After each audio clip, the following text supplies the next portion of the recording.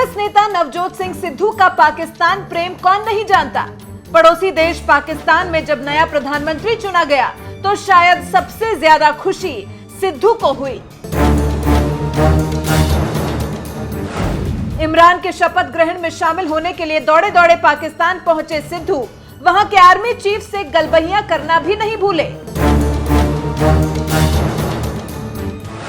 जिसने सैकड़ों भारतीय जवानों का खून बहाया।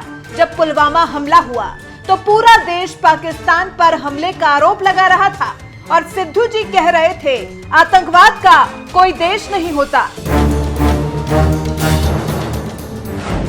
शायद यही वजह है कि आतंकवाद को पालने पोसने वाले पाकिस्तान में सिद्धू के कुछ ज्यादा ही चर्चे हैं।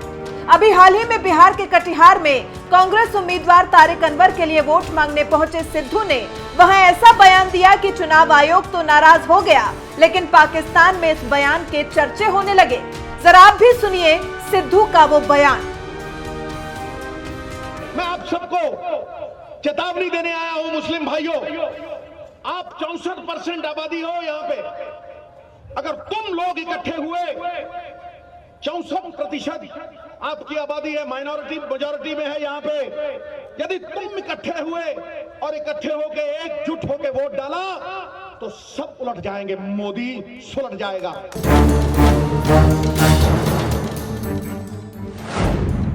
सिद्धू ने कटिहार में सिर्फ 64% मुस्लिमों का वोट मांगा और खुद मुस्लिमों का वोट मांगकर दूसरी पार्टियों पर बांटने का आरोप लगाने लगे।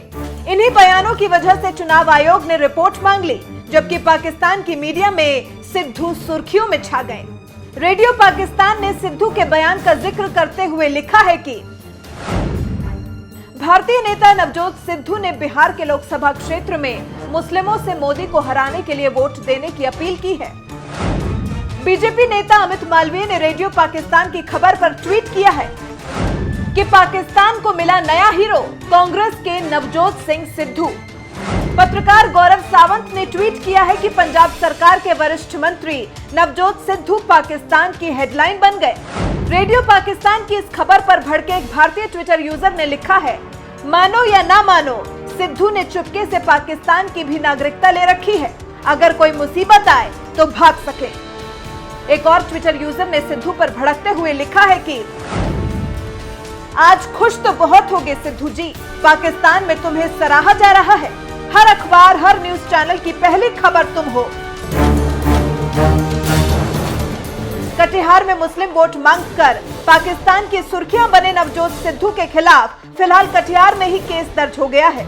इससे पहले चुनाव आयोग ने मुस्लिम वोट मांगने वाली मायावती पर कार्रवाई करते हुए भाषण पर रोक लगा दी थी, तो सीएम योगी पर बजरंगबली बोलने की वजह से बैन लग चुका है। चुनाव आयोग के रडार पर अगला नंबर नवजोत सिद्धू का लग सकता है। जिस तरह से उन्होंने खुलेआम धर्म के नाम पर वोट मांगा है, उससे उनके चुनाव प्रचार पर रोक लगना तय है।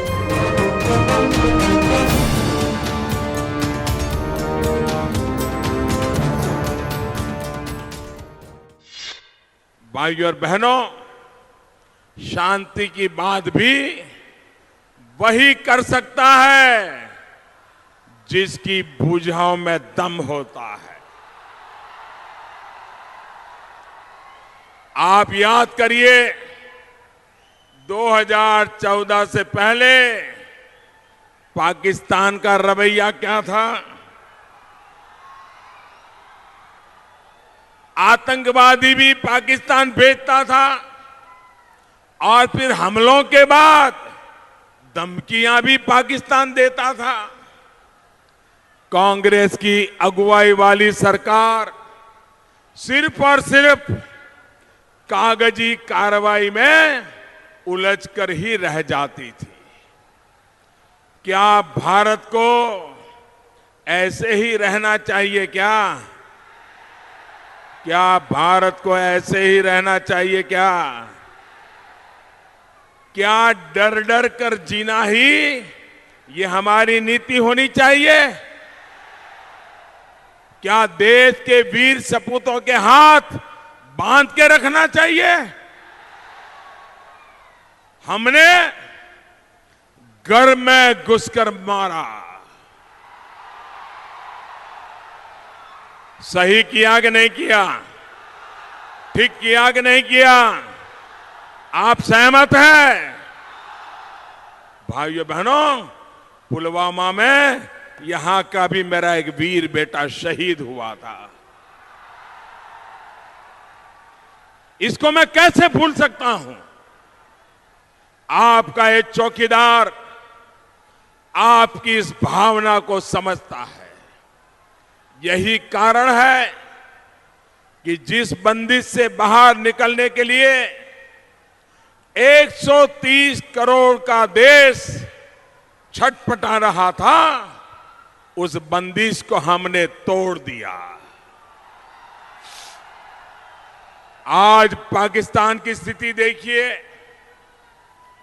वहां के हुक्मरान हो या फिर आतंक के आका, डर उनके चेहरे पर दिख रहा है। आज वे दुनिया में जा जाकर अपने डर का रोना रो रहे हैं, लेकिन दुनिया में कोई आज पाकिस्तान को घास डालने वाला नहीं बचा है। साथियों, एनडीए सरकार की नीति स्पष्ट है। आतंकवाद से और नक्सलवाद से निपटने के लिए हमारे जवानों को खुली छूट रहेगी। कांग्रेस का कहना है कि वो जम्मू कश्मीर में अराजकता फैलाने वालों से बातचीत करेंगे। पाकिस्तान भी तो यही बार बार कह रहा है कि ताकि भारत इन्हीं बातों में उलझा रहे। कांग्रेस कस रही है कि हिंसा वाले इलाकों में सैनिकों को मिले विशेष अधिकार को वापस ले लेंगे। पाकिस्तान भी तो यही चाहता है ताकि आतंक के सरपरस्तों को खुली छूट मिल जाए। कांग्रेस ने घोषणा की है कि देश को गाली देने वालों, टुकड़े टुकड़े की बातें करने वालों, उनको खुला लाइसेंस देंगे, देशद्रोह का कानून खत्म करेंगे। पाकिस्तान तो भी यही चाहती है कि भारत के खिलाफ काम करने वालों को खुली छूट मिल जाए। भाइयों और बहनों, जो लोग ऐसी बातें कर रहे हैं, उन पर विश्वास कर सकते हैं क्या? ऐसी कांग्रेस पे विश्वास कर सकते हैं क्या? उनके साथियों पर विश्वास कर सकते हैं क्या? क्या ये लोग देश को सुरक्षा दे पाएंगे क्या? भाइयों बहनों, कांग्रेस आज संकल्प पत्र में हम जिएंगे तब तक 370 नहीं हटाएंगे की बातें करती है। अरे कांग्रेस में अकल होती और 1947 में ऐसी हिम्मत के साथ खड़ी होती कि हम देश का बंटवारा नहीं होने देंगे, तो ये पाकिस्तान पैदा ही नहीं होता। ये पाकिस्तान कह रहा है, वही भाषा कांग्रेस के चुनाव मैनिफेस्टो में दिखाई दे रही है। भाइयों बहनों, ये बड़े जोरों से कह रहे हैं कि देश में से हम देशद्रोह का कानून हटाएंगे।